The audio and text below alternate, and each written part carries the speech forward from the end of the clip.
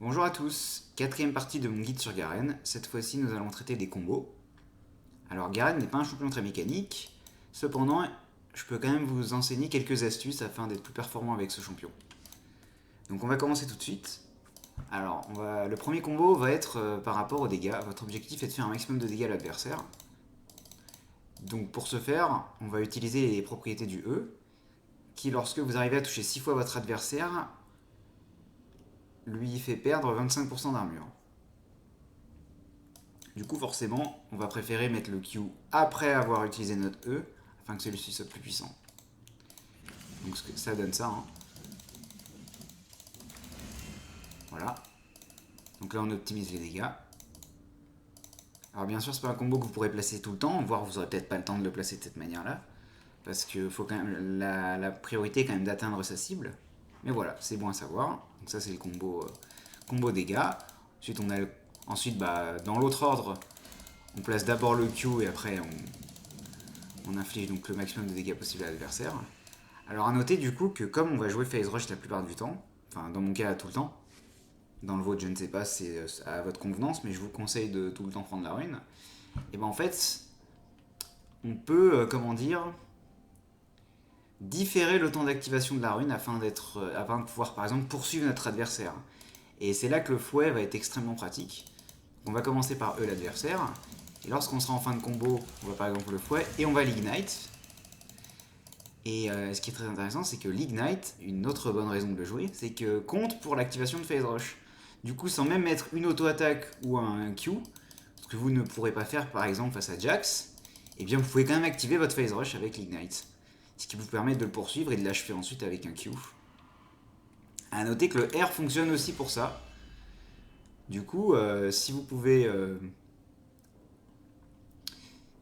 tout simplement, si vous êtes dans une situation difficile et que vous avez besoin de vous enfuir, et que vous n'avez pas la possibilité de placer une auto-attaque ou un Q, vous pouvez aussi utiliser votre R pour activer Phase Rush et vous enfuir. Donc c'est une situation très rare, un cas de dernier recours, mais ça peut toujours servir.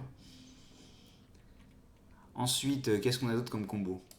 Alors la petite astuce, il y a une petite astuce avec le Q de Garen, c'est que on peut activer celui-ci durant le E.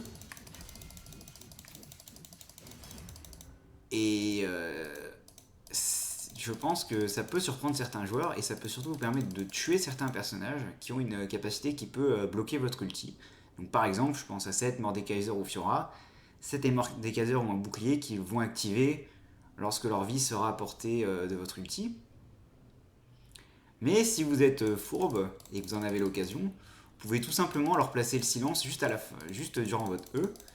Et de cette manière, vous arriverez à les achever. Sachant que, ah oui, autre petite astuce du coup, c'est que le E, on peut l'arrêter en fait, avant la fin du délai classique de l'attaque. Donc là, c'est le E lorsque je le laisse entièrement s'utiliser. Et là, c'est le E lorsque je l'arrête le plus tôt possible. Et il me semble que l'ulti, lorsqu'on utilise l'ulti annule le E immédiatement. Plus rapidement en tout cas que si on l'avait annulé automatiquement avec lui-même. Donc en fait, il y a trois manières. La première, c'est d'utiliser seulement le E, vous ne l'arrêtez pas. La deuxième, c'est d'utiliser le E pour l'annuler automatiquement. Et la troisième, c'est d'ulti, et lorsque vous lâchez l'ulti lorsque vous avez utilisé votre E, en fait, le E s'arrête encore plus rapidement que normalement. Donc on a, on va dire, 3 degrés d'utilisation de ce sort. Et du coup, ce que vous pouvez faire, c'est donc ceci, pour achever votre adversaire rapidement. Et ça, j'ai déjà fait pas mal de fois contre les champions que j'ai cités précédemment, et ça peut vraiment faire la différence en partie. Donc ça, c'était un peu la grosse astuce. Ensuite, il y a le flash R.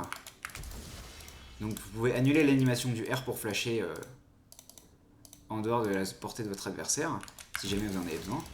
Donc vous avez vu, c'est plutôt pratique. Et du coup, bon, comme vous le savez, normalement, au moment où le fait que je puisse flash out le R, tout en conservant l'utilisation du sort, vous montre que en fait, si votre adversaire essaie de flasher votre R, à partir d'un certain moment, en fait, normalement, lorsque l'animation démarre, votre adversaire ne peut plus échapper au sort. Alors, dans certains cas, il y arrive. Je pense que ça doit être une question de timing, c'est-à-dire que s'il flash vraiment à la seconde où Garen commence son animation, il ne se prendra pas le sort. Mais en temps normal, une fois que le sort est lancé, il se le prendra, il peut pas y échapper. Sur ce, je vous laisse. À la prochaine.